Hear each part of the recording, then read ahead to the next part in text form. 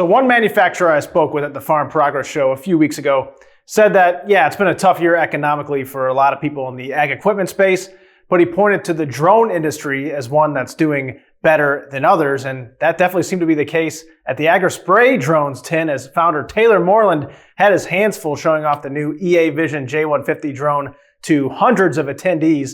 And Taylor said he wanted to make sure this new model was battle tested before introducing it. That's why he brought one to the show with over 11,000 acres on it. You know, every drone brought to market, every spray drone brought to market, whenever it's announced, nobody's tested it, right? It's just brought to market, come from China or wherever it's come from, and they don't use drones like we do. They've tested it there. They don't use them like we do here in the U.S. We've learned that over our many years in this industry. So what we wanted to do is, before we actually launched it, let's get over 10,000 acres on at least one unit, and then let's run at least a couple dozen with other operators doing real world application.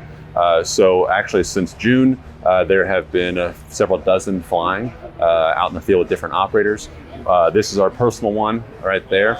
And we said, if we're not spraying for a customer doing fungicide or cover crop or whatever, then we're just gonna be spraying water, and we're just trying to rack up hours on it. What's gonna break first, right? I just wanna know what is going to break first before we launch it. So we replaced 2 parts, that's it.